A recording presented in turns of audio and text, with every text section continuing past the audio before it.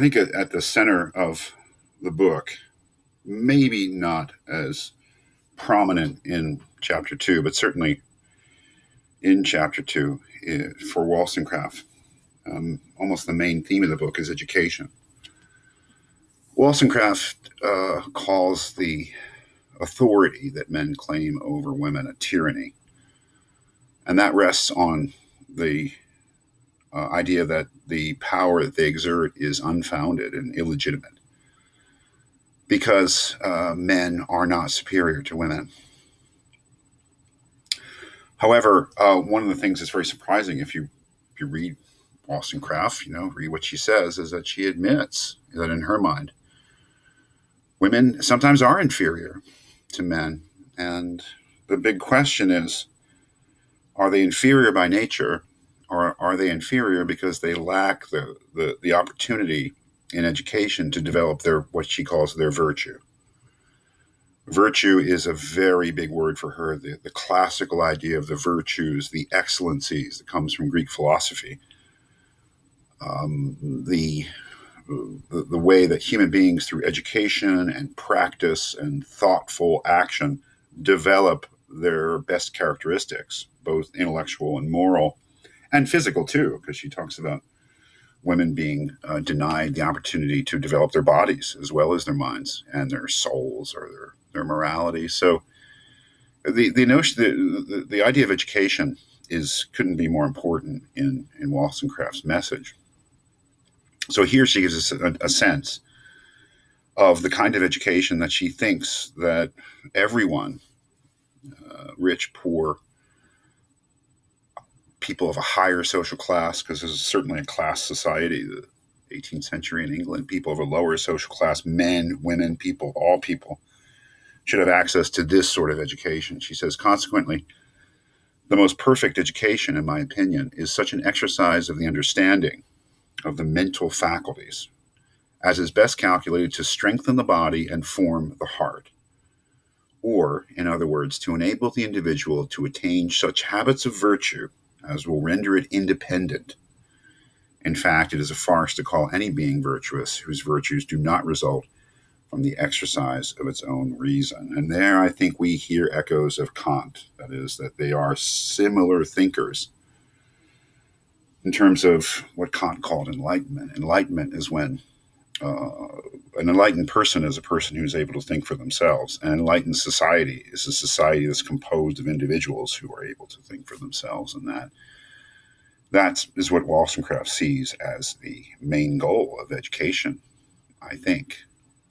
And one of the things I would in chapter 2, I think one of the highlights of chapter 2, and this I would, of course you'll read it, but where she compares the education of women in her time to the education of military men.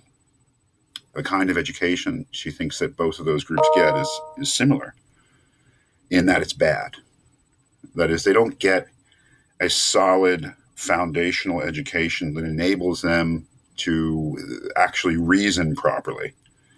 Their education is piecemeal.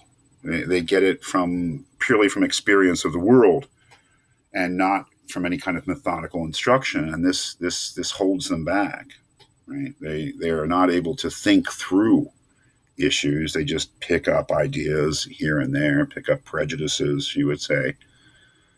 And they don't get this sort of education, a real education. And this is an incredibly important thing because in a way, Wollstonecraft is saying, well, if you educate women and you give them the same opportunities as men to develop their virtue, then see if they're inferior. To point to women in her time and say, oh, look at them, they're feeble-minded, or they're weak, or they can't think through a question, or they don't know anything. She says, well, sure, you've denied them the capacity through education to develop themselves. So the game is fixed. What you need to do is to develop an egalitarian society. And she really is a revolutionary. I mean, her focus is women, but she is a revolutionary who wants to change society so that everybody, irrespective of class, irrespective of gender, irrespective of race, gets access to the kind of education that a free person needs to think for themselves.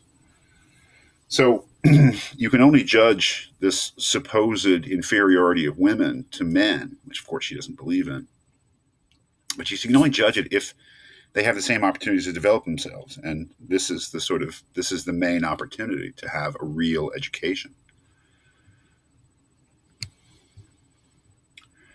However, this is a passage that comes just before the one that I just looked at, where she throws some doubts upon that. She says, "I do not believe that a private education, you and I getting our own individual educations at school and developing ourselves, can work the wonders which some sanguine writers have attributed to it.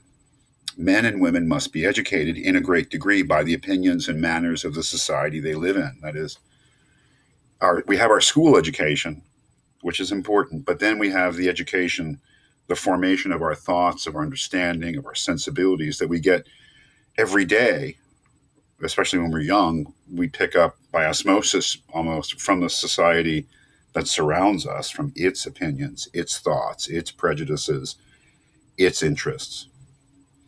In every age, there has been a stream of popular opinion that has carried all before it and given a family character, as it were, to the century. That is, she recognizes that the kind of prejudices that she's fighting against here, that she's trying to expose and undermine, are part of the fabric of her society, and that the process of education has to be also a process of changing that culture.